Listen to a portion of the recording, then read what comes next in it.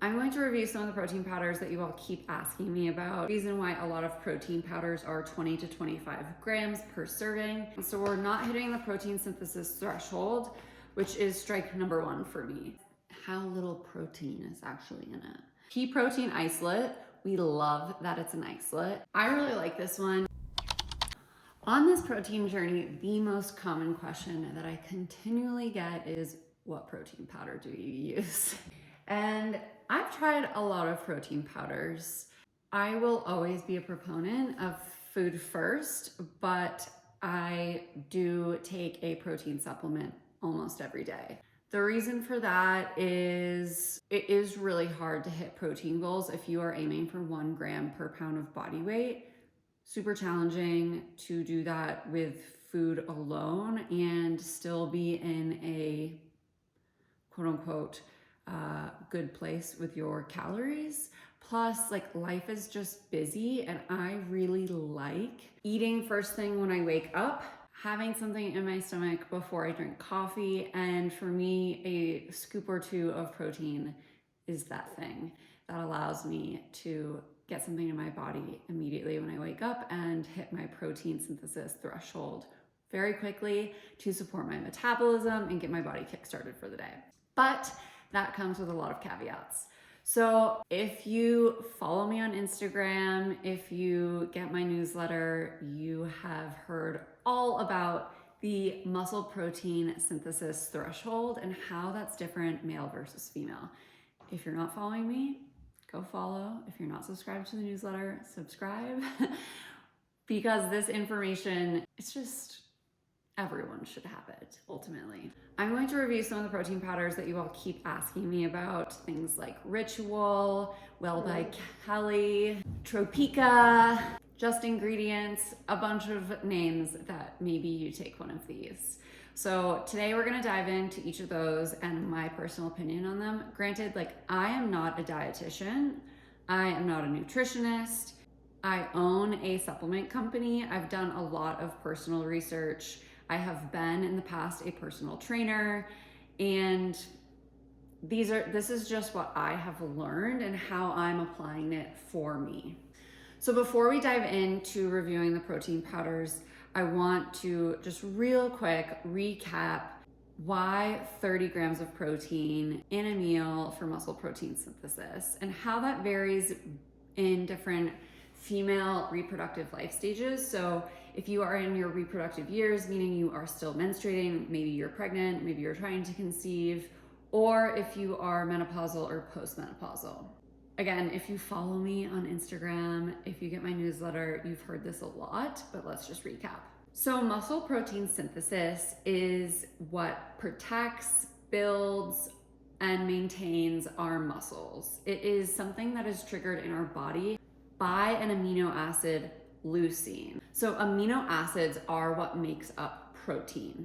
We're gonna get into amino acids in just a second. But the reason that you will so often hear that post-workout you should get 25 grams of protein, the reason why a lot of protein powders are 20 to 25 grams per serving, is that for a male to initiate muscle protein synthesis, that is the threshold of protein that they need. So about 20 to 25 grams.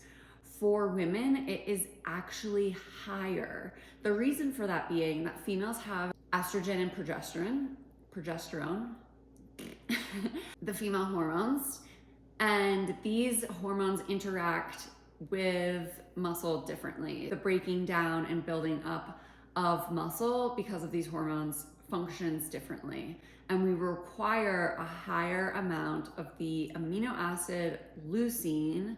Important that we also have the full amino acid profile. So when we're talking about amino acids, there are 9 essential amino acids. There are 20 plus amino acids in general, and this is the makeup of protein. The best way to describe this is when we look at a food label and we see fats. We have monosaturated, we have saturated, we have trans fat, and all of those are broken out on a food label. On a food label, when we see protein, it's just one line, protein. So there are all these different makeups that make up fat. There are all the amino acids that make up protein. Unfortunately, food labels just don't showcase us the amino acid profile. So for us to hit muscle protein synthesis, what is essential for us to build, maintain our muscles, we need a complete protein, which means that it contains all of the essential amino acids. And we need to hit a certain amount of that leucine, which is the trigger. So for men, there's usually enough leucine in 20 to 25 grams of a complete protein. For women really need that 30 grams in the reproductive years to trigger muscle protein synthesis. And for menopausal or postmenopausal women, it's actually closer to the 40-gram mark to trigger because of the change in our hormones. And that estrogen has lowered, we aren't able to actually activate muscle protein synthesis as easily as we are in our reproductive years. That's a little bit of the difference. Some of the benefits and why we want to hit muscle protein synthesis, why we want more muscle. Getting that much protein is really satiating. We can eat a meal and be satiated for longer. When we are satiated, it also means that our blood sugar is extremely regulated. Blood sugar ups and downs can cause things like cravings, mood swings. I think we've all experienced being hangry, and the roller coaster is not fun. It also puts extreme cortisol and stress on our body. Again, we all know stress is not great. So eating more protein can help with all of those things, as well as our metabolism. Eating 30 grams first thing in the morning, getting 30 grams in your breakfast, kickstarts our metabolism for the day and puts us in a great state for the rest of the day. Additionally, on the female side of things, we have a higher need and we need more protein during our reproductive years in the luteal phase of our menstrual cycle. So this is post-ovulation, once we've ovulated up until when we start our period. Our body is shuttling protein away from our muscles and to our uterine lining to build up. So during that time, we need about 20% more protein than we would in any other phase in order to both maintain our muscles and build a healthy uterine lining to maintain overall health as a female. So that is a super interesting thing where we should be mindful in that phase, in that window, usually day like 15 to about 20, that we have a higher protein need. Okay, what you all have come here for though is to review the proteins. So I'm going to go one by one through a couple of proteins, and then I'll also share what my ideal protein is, because at the end of the day, I haven't found one that I truly love, and I'm truthfully like just kind of upset that protein brands aren't looking into these needs that women have and catering to that. So one of the proteins that you guys asked about a lot was the Be Well by Kelly. I own this protein. You can see the bag is still full. I have had one scoop of it and the taste is bad. This is nothing against Kelly LeVeque, like nothing at all. The taste is really bad, and I think that is coming from the vanilla bean powder and the monk fruit extract. It's very sweet, like far too sweet. I think it could be good in a smoothie. I'm truthfully not a big smoothie drinker. I do a scoop of protein in water and chug it down. Easiest for me, and yeah, living somewhere where it's cold 8 months a year, I don't want to drink smoothies. A couple of things about the Be Well by Kelly besides the flavor. So if we take a look at the nutritional facts, Be Well by Kelly has 23 grams of protein in one serving. So we're not hitting the protein synthesis threshold, which is strike number one for me. I also requested, and I think all protein brands should show their full amino acid profile, either on their website or on their bag. They don't have it on either. I requested the amino acid profile and they happily provided. This is great. You can email any brand and request this, and hopefully they willingly provide. So if we look at the amino acid profile, you'll see that leucine is low. We really want to be close to that 3 gram mark. Leucine's super low, and the amino acid that is high is glycine. Glycine is one of the amino acids that is very prominently found in collagen powders, and we will talk about collagen versus whey's or pea proteins. And this is more targeted towards joint health than anything else.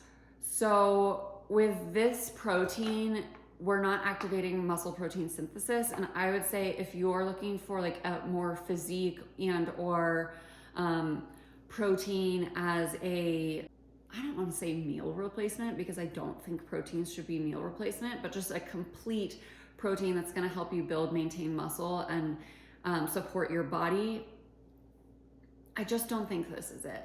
Collagen has its place, but the way that this is getting sold as a complete protein, as a wellness protein, as a physique protein, it's not doing it for me. Things that I do like about this is it is a beef protein isolate. I guess I'm not fully beef protein isolate. Like, it's not a whey isolate, but it is grass fed, which is great. And there's no added sugar. There's no sugar in it. We love that. The next protein that I'm going to talk about is Ritual. I really like Ritual, and I use this protein supplement for a long time. So Ritual is a pea protein. They have 3 different protein options. They have the 18 plus, they have the conception one, which is for when you're pregnant. When you're pregnant, you have higher protein needs. And then they have the, I think it's like 50 plus. All 3 of these proteins all have 20 grams of protein. For me, I'm the most amazed that the 50 plus still only has 20 grams, when like we know that later in life, we need more protein because it's hard for us to activate muscle. So that's an interesting choice. For a long time, I had heard and kind of believed that whey could upset stomach. And for some people, it does cause upset stomach. That's why I had chose a pea protein, but I myself had never tried whey. So that was an interesting choice on my part. We'll get into whey and stomach upset in just a bit. Looking at the amino acid profile, it does have a complete profile. It is not a pea isolate. With a pea isolate, you're gonna get more concentrated amino acid and higher protein in a serving. I would look for a pea isolate if you are a vegetarian or vegan and don't want to have a whey. Ritual has about 1.8 grams of leucine, so that is still not quite high enough. It's pretty high for only having 20 grams of protein, so I will commend them on that. But overall for me, 20 grams pretty low, and leucine isn't quite hitting it, especially if you are menopausal, postmenopausal years. This one, just not enough protein.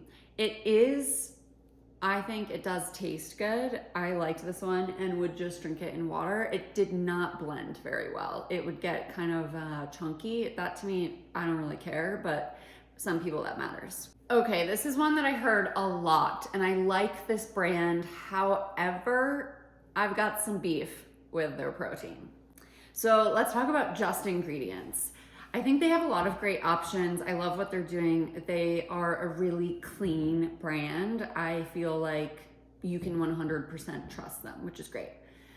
In terms of their protein, I am going to look at the Just Plain protein powder. They have a lot of flavors, but let's just look at this one. So protein threshold, they are at 22 grams per serving, and yet they have like a 37 gram serving, which I would say is a pretty lofty, big scoop. And this is because if you look at their supplement facts label, they have a lot of ingredients. Instead of just doing a whey or instead of just doing a pea, they are mixing 4 different protein types together. So they do whey, pea, chia seed, and collagen. For me, this is telling me that it's likely that their amino acid profile isn't super heavy in leucine. And truthfully, like, why mix them all together? Just choose one. Highest quality is gonna be whey. Second best is pea. Collagen is in a different league, like it isn't even in this conversation. And then chia seed, I don't even know.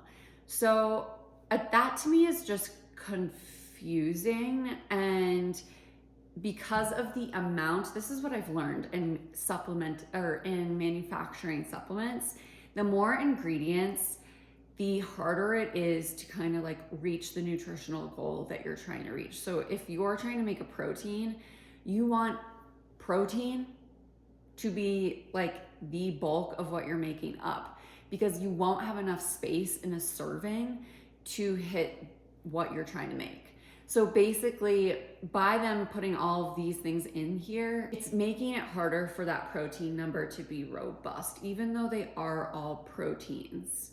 Because of this, they also have things like stevia leaf and vanilla bean and monk fruit, and the ingredients list is just long. So what they're doing is growing the gram size of the serving while not necessarily growing the protein line gram. So 22 grams per serving, that like not hitting the goal. Another thing that really irks me is they don't share their amino acid profile anywhere on their website.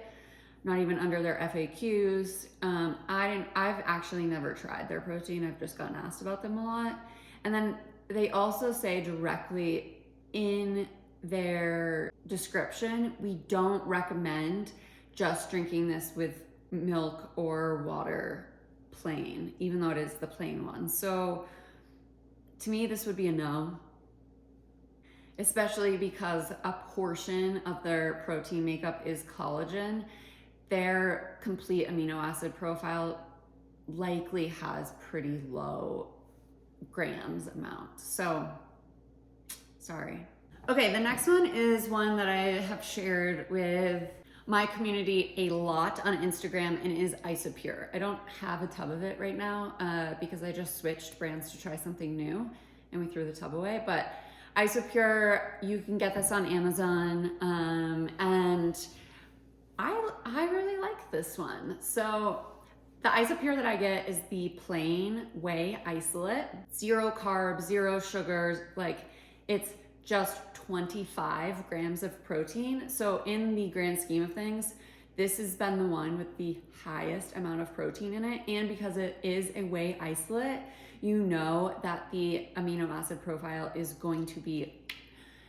Another thing I love about this is if you look at the ingredient list, it is just whey isolate and then soy lecithin. So soy lecithin is used, or lecithin in general is used as basically like allowing it to blend well with water, etc. A lot of brands will either use soy or sunflower. The one of the things that I don't love about the Isopure is that it is a soy lecithin, and for women, we oftentimes want to avoid soy. So that's not my favorite.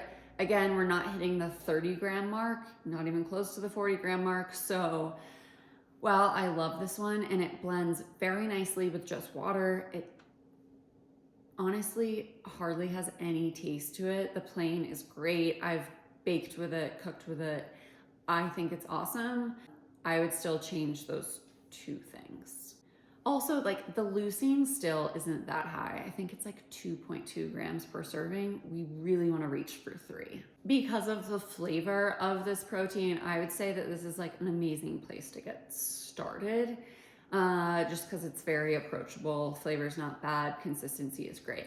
One of the proteins that I took super often for a while was Tropeka. I don't know if you've heard of this. I got onto this from Sarah's Day. Love her. This is the salted caramel flavor. It's really good. They are an Australian-based company, so they have very clean manufacturing processes. It's actually funny because I haven't looked at this protein in a while, probably a few years, and I didn't quite realize how little protein is actually in it. So if we look at the ingredients list, they are using 3 different plant-based proteins. So it's pea protein isolate. We love that it's an isolate. Sprouted brown rice protein, and then sacha inchi protein. I've actually never heard of that. There's a lot of other ingredients in here as well. Flavoring, maca, sea salt, guar gum, green tea, stevia leaf, digestive enzymes, herb and spice blend, monk fruit. So ingredient list is long. So of the 25 grams of the serving size, there's a lot of stuff in there, which when there could be just more protein. The protein serving size is 16.6 grams. So this is very low. It does say it has a complete amino acid profile, but it doesn't tell us how much of each. It has the leucine, the isoleucine. That's great, but not hitting our needs. Tastes really good though. Okay, last protein I'm going to talk about today is the one I'm taking right now, and that is Promix. This is one that's getting talked about a lot with trainers. I feel like they have done a really great job. They have a lot of different versions of whey, pea, isolate, not isolate, a lot of different great options. I went for the grass-fed whey isolate, highest quality, biggest density, and when we look at the label, this one actually does have 30 grams in a serving. The ingredients list is grass-fed whey protein isolate and then sunflower lecithin. So we've moved away from the soy. When it comes to whey versus pea, like I mentioned earlier, a lot of people say that they have stomach issues with whey or they can't do dairy. An isolate has less than 1% of lactose, and most people should be able to handle this. If you are having a stomach upset issue with this, it's likely more so a gut health issue than it is your issue with this product. You probably have poor responses to several foods, and it's just like a microbiome gut issue. I really like this one. I went for the plain or the unflavored version. Again, I just mix it with water. This mixes super well, and taste-wise, it's good. I think I prefer the Isopure a little bit more. It's very similar, but for some reason, this tastes a little bit, like it has a little bit of a soap flavor to it, which I know sounds awful. It's not as bad as it sounds. But yeah, really like this one. And I'm gonna share a link down below that will get you $15 off a Promix order if you're interested in trying. So what would be my ideal protein?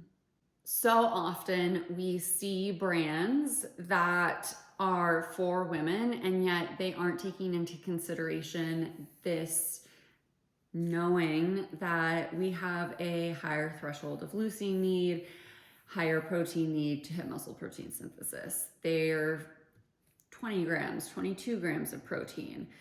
So I would love to see a protein that had 2 different serving options, one suggested for reproductive years, one suggested for menopausal years, and those serving sizes being 30 grams and 40 grams.